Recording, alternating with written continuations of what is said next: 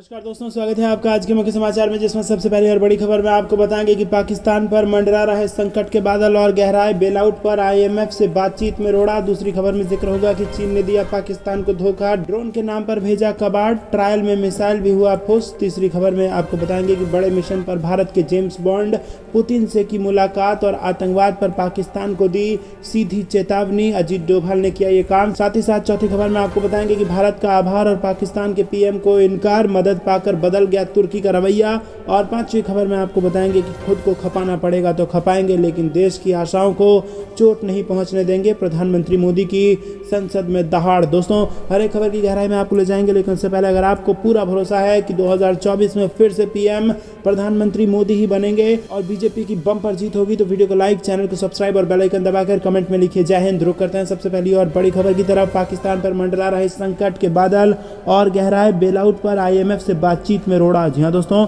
नकदी संकट से जूझ रही पाकिस्तान सरकार की अंतर्राष्ट्रीय मुद्रा कोष के साथ बेलआउट पैकेज पर बातचीत सफल होती नहीं दिख रही है और बताया जा रहा है कि बातचीत में उस समय खटास आ गई जब दोनों पक्ष विदेशी वित्त पोषण अनुमानों और सटीक घरेलू राजकोषीय उपायों को अंतिम रूप देने में नाकाम रहे। रुक करते हैं अगली ब्रेकिंग न्यूज की तरफ। चीन ने दिया पाकिस्तान को धोखा, ड्रोन के नाम पर भेजा कबाड़, ट्रायल में मिसाइल भी हो गया फुस। जी हां दोस्तों, पाकिस्तान का ऑल वेदर फ्रेंड चीन उसकी सामरिक ताकत में इजाफा करने में लगा हुआ है। नई तकनीक के आधुनिक हथियार के नाम पर पाकिस्तान की तीनों सेना के अंगों को मजबूत करने में जुटा है और इसी कड़ी में चीन ने पाकिस्तान को CH-4 UAV दिया है। और रिपोर्ट के मुताबिक चीन के पाकिस्तान के साथ CH-4 के दो वेरिएंट, CH-4A जो इंटेलिजेंस सर्विलेंस के लिए है और CH-4B जो अटैक आर्म ड्रोन है, उसे देने का करार किया था और इसकी सप्लाई जनवरी 2021 से शुरू की जा चुकी है। पाकिस्तान इस तरह के 12 से 24 ड्रोन ले रहा है, लेकिन जिस बात का डर चीन के साथ सैन्य उपकरणों के साथ बनी रहती है, उस डर को अब पाकिस्तान झेलने लगा है। खुफिया रिपोर्ट्स के मुताबिक CH-4 ड्रोन के ढांचे में क्रैक आने लगे हैं और इस बात की जानकारी पाकिस्तान की तरफ से चीन को दे दी गई है। तो दोस्तों, फिर से चीन ने पाकिस्तान को घटिया माल देकर जबरदस्त मजाक पाकिस्तान के साथ कर दिया है। रुक करते हैं ब्रेकिंग न्यूज की तरफ। बड़े मिशन पर भारत के जेम्स बॉन्ड पुतिन से की मुलाकात, आतंकवाद पर पाकिस्तान को सीधी चेतावनी। जी दोस्तों, आतंकवाद एक ऐसा मुद्दा है जिसको लेकर दुनिया भर के देशों की कोशिशें हैं कि इसके खिलाफ एकजुट होकर लड़ा जाए। भारत के NSA अजीत डोभाल ने रूसी राष्ट्रपति व्लादिमीर पुतिन से मुलाकात की है। राष्ट्रपति पुतिन के साथ भारत के NSA डोभाल और ईरान के NSA के बीच बैठक हुई। मॉस्को में भारतीय दूतावास ने ट्वीट कर बताया कि NSA अजीत डोभाल ने रूसी राष्ट्रपति पुतिन से मुलाकात की। द्विपक्षीय और क्षेत्रीय मुद्दों पर व्यापक चर्चा। भारत रूस रणनीतिक साझेदारी को लागू करने की दिशा में काम जारी रखने पर सहमत हुए। अजीत डोभाल ने पाकिस्तान पर निशाना साधा और इस दौरान उन्होंने आतंक के खिलाफ सामूहिक प्रयास का आह्वान किया। NSA अजीत डोभाल ने बिना नाम लिए पाकिस्तान को सीधा संदेश दिया। उन्होंने साफ शब्दों में कहा कि किसी भी देश को अफगानिस्तान की ज़मीन का इस्तेमाल आतंकवाद के लिए नहीं करना चाहिए। मॉस्को में अफगानिस्तान पर 5वीं क्षेत्रीय वार्ता में भाग लेते हुए भारत के राष्ट्रीय सुरक्षा सलाहकार अजीत डोभाल ने जोर देकर कहा कि भारत ज़रूरत के समय में अफगान लोगों को कभी नहीं छोड़ेगा। इसके साथ ही उन्होंने नई दिल्ली की स्थिति को भी दोहराया कि किसी भी देश को आतंकवाद और कट्टरपंथ के निर्यात के लिए अफगान क्षेत्र का उपयोग करने की अनुमति नहीं दी जानी चाहिए। डोभाल ने कहा कि आतंकवाद इस क्षेत्र में एक बड़ा खतरा बन गया है और दाएश और लश्कर-ए-तैयबा जैसे आतंकवादी संगठनों से निपटने के लिए गहन खुफिया और सुरक्षा सहयोग की आवश्यकता है। रुक करते हैं अगली ब्रेकिंग न्यूज़ की तरफ। भारत का आभार और पाकिस्तान के पीएम को इनकार, मदद पाकर बदल गया तुर्की का रवैया। जी हाँ दोस्तों, कभी कश्मीर के मुद्दे पर भारत को सीख देने वाले तुर्की का रवैया अब बदलता दिख रहा है। कश्मीर मसले पर वो पाकिस्तान के स्टैंड का साथ देता रहा है, लेकिन भीषण भूकंप के बाद भारत की उदारता ने शायद उसके रुख को बदल दिया है। भारत की ओर से तुर्की को मदद भेजे जाने पर उसके राजदूत ने कहा कि आप हमारे मुसीबत के दोस्त हैं। भारत में तैनात तुर्की के राजदूत फिरात सुनेल ने कहा था कि दोस्त तुर्की और हिंद में कॉमन शब्द है और हमारे यहाँ एक कहावत है, ज़रूरत पर जो काम आता है वही सच्चा दोस्त है। यही नहीं, भारतीय विदेश मंत्री एस जयशंकर का कहना है कि हमारी परंपरा वसुधैव कुटुंबकम की है और उसके तहत ही हम मदद कर रहे हैं। यही नहीं, एक तरफ तुर्की ने भारत को सच्चा दोस्त बताया है, तो वहीं कश्मीर मसले पर अक्सर जिस पाकिस्तान का वो साथ देता था, उसके पीएम शहबाज शरीफ को देश में आने से ही मना कर दिया है। शहबाज शरीफ को बुधवार को पहुंचना था, लेकिन उससे ठीक पहले ही तुर्की ने कहा कि आप यहाँ ना आए। ऐन वक्त पर तुर्की से आई खबर के बाद शहबाज शरीफ को अपनी यात्रा रद्द करनी पड़ी और तुर्की ने शहबाज शरीफ से आग्रह किया कि वो उसके अंकारा शहर की यात्रा को टाल दें। तुर्की ने कहा कि हम इस समय संकट की स्थिति में हैं और लोगों के बचाव का काम तेजी से चल रहा है और ऐसी स्थिति में आपका यहाँ आना ठीक नहीं रहेगा। रुक करते हैं अगली ब्रेकिंग न्यूज़ की तरफ। खुद को खपाना पड़ेगा तो खपाएंगे, लेकिन देश की आशाओं को चोट नहीं पहुंचने देंगे, पीएम मोदी की सदन में दहाड़। जी हाँ दोस्तों, राज्यसभा में राष्ट्रपति के अभिभाषण के धन्यवाद प्रस्ताव पर चर्चा के दौरान विपक्षी सांसदों की वेल में नारेबाजी के बीच प्रधानमंत्री नरेंद्र मोदी ने कहा कि कीचड़ उसके पास था, मेरे पास गुलाल, जो भी जिसके पास था उसने दिया उछाल, जितना कीचड़ उछालोगे उतना कमल खिलेगा, कमल खिलाने में आपके योगदान की मैं सराहना करता हूं। वहीं विपक्षी सांसदों ने अडानी मुद्दे पर जेपीसी जांच की मांग को लेकर नारेबाजी की।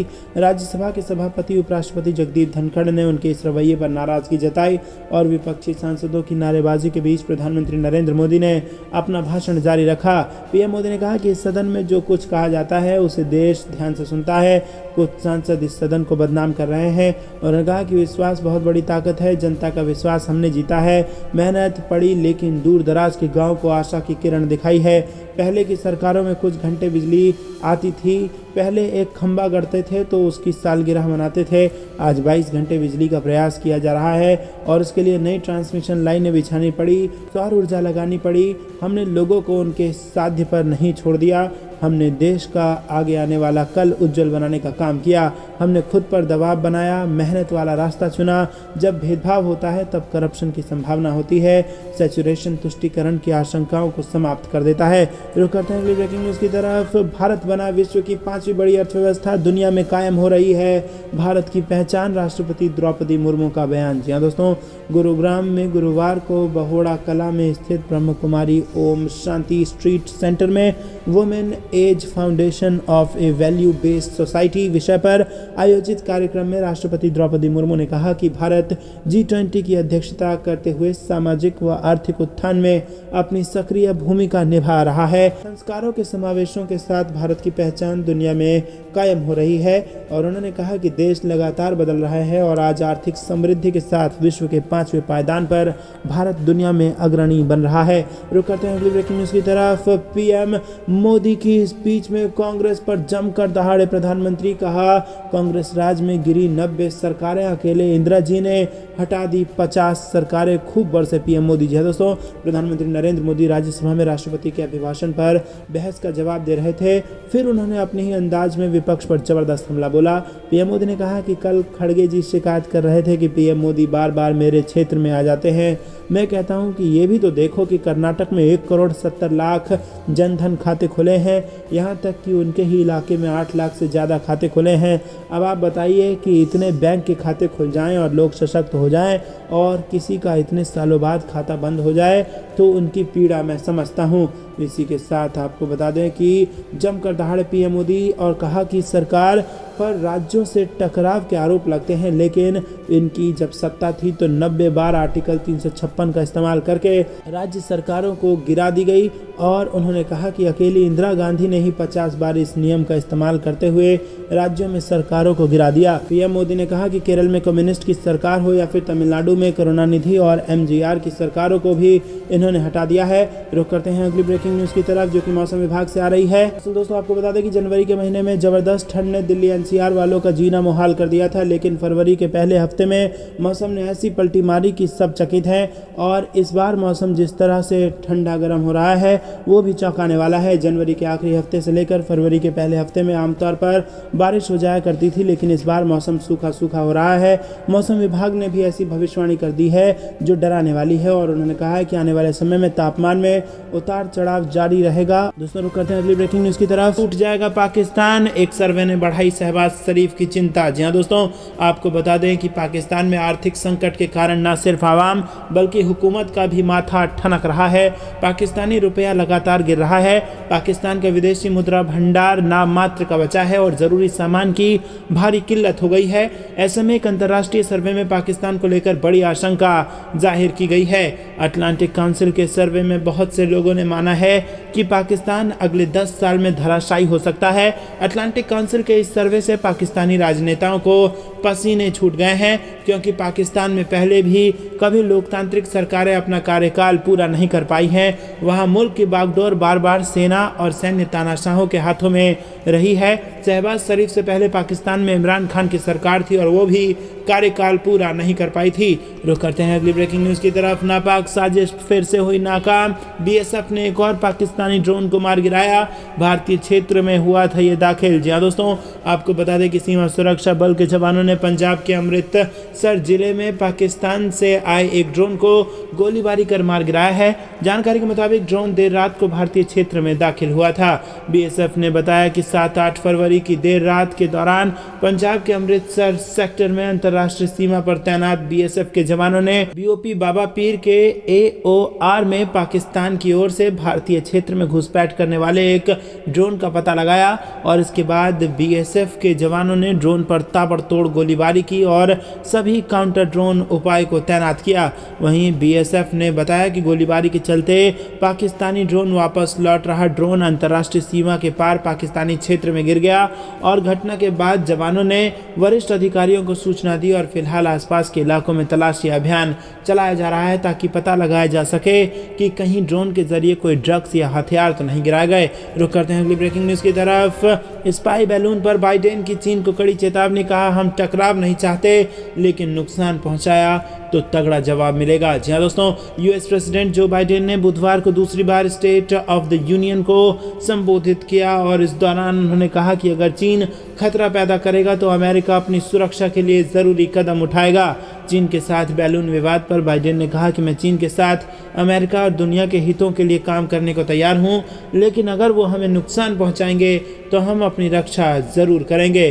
अमेरिकी राष्ट्रपति ने कहा कि मेरे पद संभालने से पहले चीन अपनी ताकत बढ़ा रहा था और अमेरिका पीछे छूट रहा था, लेकिन अब ऐसा नहीं है। मैंने चीनी राष्ट्रपति शी जिनपिंग के साथ बातचीत में साफ कर दिया था कि हम कॉन्फ्लिक्ट नहीं कंपटीशन चाहते हैं और हम अमेरिका को और मजबूत बनाने के लिए काम कर रहे हैं। साथ ही हम अपनी एडवांस टेक्नोलॉजी की रक्षा के लिए साथी देशों के साथ काम कर रहे हैं जिससे कोई और इसका गलत फ़ायदा ना उठा सके। हम चीन या दुनिया के किसी भी देश के साथ कंपटीशन के लिए सबसे मजबूत स्थिति में है। दोस्तों, रुक करते हैं अगली ब्रेकिंग न्यूज़ की तरफ। भारत को मिलेगा दुनिया का सबसे ताकतवर ड्रोन, हिंद महासागर में निकल जाएगी चीन की हेकड़ी। जी हाँ दोस्तों, आपको बता दें कि भारत और अमेरिका के बीच जल्द ही एक महत्वपूर्ण रक्षा समझौता हो सकता है। इसके तहत भारत को अमेरिका से 18 सशस्त्र प्रीडेटर ड्रोन MQ-9A मिलने जा रहा है। अमेरिका के इस ड्रोन को दुनिया का सबसे शक्तिशाली ड्रोन करार दिया जाता है और इसके आने से हिंद महासागर में भारत की ताकत बढ़ेगी, जिससे चीन की गतिविधियों पर नियंत्रण रखा जा सकेगा। मामले से जुड़े लोगों ने ये जानकारी दी है। भारतीय नौसेना ने अमेरिका से पहले ही समुद्र में निगरानी के लिए जनरल ऑटोमिक्स द्वारा निर्मित 2 सी गार्जियन ड्रोन लीज पर ले रखा है और अब 18 सशस्त्र ड्रोन अधिग्रहण के बाद अप्रैल में कारवार नौसेना बेस में जॉइंट कमांडर कॉन्फ्रेंस में रखे जाएंगे और इसमें तीनों सेनाओं को 6-6 ड्रोन दिए जाएंगे। सम्मेलन को प्रधानमंत्री मोदी संबोधित करने वाले हैं और पहले कॉन्फ्रेंस को मार्च में होना था, लेकिन इसे अप्रैल तक बढ़ा दिया गया था। दोस्तों, रुक करते हैं अगली ब्रेकिंग न्यूज़ की तरफ। 1.25 घंटे के भाषण में पीएम मोदी ने कांग्रेस को जमकर धोया। करप्शन से लेकर कश्मीर तक पर घिरी कांग्रेस। जी हाँ दोस्तों, आपको बता दें कि प्रधानमंत्री नरेंद्र मोदी ने बुधवार को राष्ट्रपति अभिभाषण पर लोकसभा में धन्यवाद प्रस्ताव पर हो रही चर्चा का जवाब दिया। अपने भाषण के शुरू में पीएम मोदी ने कहा कि इस बार मैं धन्यवाद के साथ साथ राष्ट्रपति जी का अभिनंदन भी करना चाहता हूं।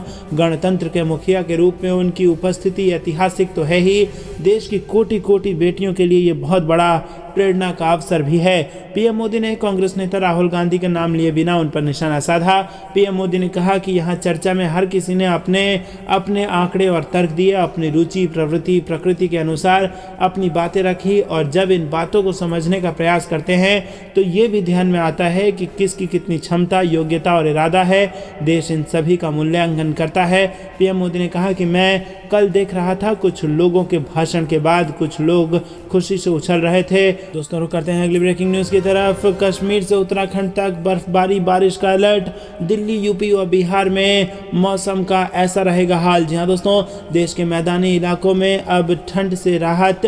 सुबह और शाम के समय ही मैदानी इलाकों में ठंड देखने को मिल रही है। हालांकि पहाड़ी क्षेत्रों में बर्फबारी व हल्की बारिश का दौर जारी है। मौसम विभाग ने पहाड़ी क्षेत्रों में बर्फबारी व हल्की बारिश की संभावना जताई है। IMD के अनुसार 9 और 10 फरवरी 2023 को पश्चिमी हिमालयी क्षेत्र में छिटपुट से लेकर व्यापक वर्षा बर्फबारी हो सकती है।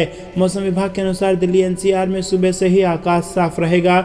हालांकि IMD ने इस दौरान दिल्ली NCR में 20 से 30 किलोमीटर प्रति घंटे की रफ्तार से हवा चलने की संभावना जताई है। बता दें कि दिल्ली में अधिकतम तापमान 25 डिग्री और न्यूनतम तापमान 11 डिग्री सेल्सियस रह सकता है। वहीं मौसम विभाग ने पश्चिम हिमालयी क्षेत्र में बर्फबारी की संभावना जताई है। मौसम विभाग ने बताया कि आज पश्चिमी हिमालयी क्षेत्र में छिटपुट बर्फबारी हो सकती है, जबकि 9 और 10 फरवरी को हल्की बारिश के साथ बर्फबारी की संभावना है।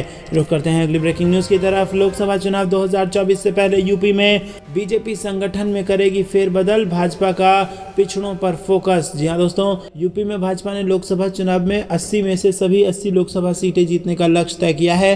पार्टी ने इसकी तैयारियां भी शुरू कर दी हैं। वहीं हाल ही में हुए MLC इलेक्शन में मिली जीत के बाद भाजपा कार्यकर्ता जोश से लबरेज नजर आ रहे हैं। भाजपा के प्रदेश अध्यक्ष चौधरी भूपेंद्र सिंह की माने तो 2024 के लोकसभा चुनाव को ध्यान में रखते हुए पार्टी जल्द ही संगठन में खाली पदों को भरने के लिए आंशिक संगठनात्मक पुनर्गठन से गुजरेगी। वहीं दोस्तों, यूपी बीजेपी प्रदेश अध्यक्ष भूपेंद्र सिंह चौधरी ने कहा कि पार्टी पूर्व सहयोगी सुहेलदेव भारतीय समाज पार्टी के साथ ही ऐसी किसी भी अन्य पार्टी को भी जोड़ सकती है जिसकी विचारधारा बीजेपी से मिलती हो। रुक करते हैं अगली ब्रेकिंग न्यूज की तरफ। गरजे CM योगी। त्रिपुरा इलेक्शन में बोले 25 साल से काबिज विपक्ष को बीजेपी ने खत्म किया। तेजी से हुआ राज्य में विकास। जी हाँ दोस्तों, उत्तर प्रदेश के मुख्यमंत्री योगी आदित्यनाथ बुधवार को सूर्य मणिनगर में एक चुनावी रैली को संबोधित करते हुए कांग्रेस और माकपा पर जमकर बरसे। उन्होंने कहा कि कांग्रेस और माकपा ने ज्यादातर त्रिपुरा पर शासन किया। भाजपा 2018 में सत्ता में आई और 25 साल के वाम शासन को समाप्त कर दिया। 16 फरवरी को होने वाले विधानसभा चुनाव में दोनों दलों ने गठबंधन में लड़ने का फैसला किया है। दोस्तों रुक करते हैं अगली ब्रेकिंग न्यूज की तरफ। इसी पर चीन को जवाब देने के लिए थल सेना के साथ एयरफोर्स और नेवी भी तैयार। लद्दाख में पेट्रोलिंग हो गई है तेज। जी हाँ दोस्तों, आपको बता दें कि लद्दाख में वास्तविक नियंत्रण रेखा पर सैनिक गश्त पर हैं और अन्य जगहों पर तकनीक के माध्यम से दुश्मनों पर नजर रखी जा रही है। भारतीय सेना चीन की किसी भी आक्रामक कार्रवाई का उपयुक्त जवाब देने को तैयार है। भारतीय थल सेना ने मंगलवार को कहा कि वो लद्दाख सेक्टर में चीन की किसी भी आक्रामक कार्रवाई का मुंहतोड़ जवाब देगी। देश की अखंडता और सुरक्षा को बनाए रखने के लिए सैनिकों की गश्त के साथ तकनीकी माध्यमों का सुनिश्चित उपयोग किया जा रहा है। ऐसा कहकर सेना ने उन तमाम दावों का भी खंडन कर दिया जिसमें यह कहा जा रहा था कि LAC पर बहुत सारे पॉइंट्स पर सेना ने गश्त करना बंद कर दिया है और उसे चीन के लिए छोड़ दिया है। सेना ने साफ कर दिया है कि सैनिक लगातार LAC पर गश्त पर हैं और अन्य बिंदुओं पर भी तकनीक के जरिए नजर रखी जा रही है। रुक करते हैं अगली ब्रेकिंग न्यूज की तरफ। UN में भारत ने कश्मीर मुद्दे पर पाकिस्तान को दिया करारा जवाब। भारतीय प्रतिनिधि ने कही बड़ी बात। जी हाँ दोस्तों, भारत ने संयुक्त राष्ट्र महासभा में कश्मीर के मुद्दे पर पाकिस्तान को खड़ी खड़ी सुनाते हुए बड़ा हमला बोला है। संयुक्त राष्ट्र महासभा में भारतीय प्रतिनिधि ने पाकिस्तान को लताड़ते हुए कहा है कि हम इस प्रतिनिधिमंडल से कुछ भी नया करने की उम्मीद नहीं करते हैं। भारतीय प्रतिनिधि ने कहा कि जम्मू कश्मीर को लेकर पाकिस्तान का प्रतिनिधि चाहे जो भी मानता हो या ना मानता हो, लेकिन जम्मू कश्मीर और लद्दाख का पूरा केंद्र शासित प्रदेश भारत का अभिन्न और अविच्छेद्य अंग था और रहेगा। रुक करते हैं अगली ब्रेकिंग न्यूज की तरफ। भारत ने चीन को फिर दिया डिजिटल झटका। 232 चीनी ऐप कर दिए बैन। जी हाँ दोस्तों, चीन के खिलाफ भारत ने बड़ी डिजिटल स्ट्राइक की है। केंद्र सरकार ने चीन के 232 ऐप पर बैन लगा दिया है और चीन के 138 सट्टा लगाने वाले ऐप्स को बैन कर दिया गया है। इसके अलावा चीन के 94 लोन देने वाले ऐप भी भारत में प्रतिबंधित कर दिए गए हैं।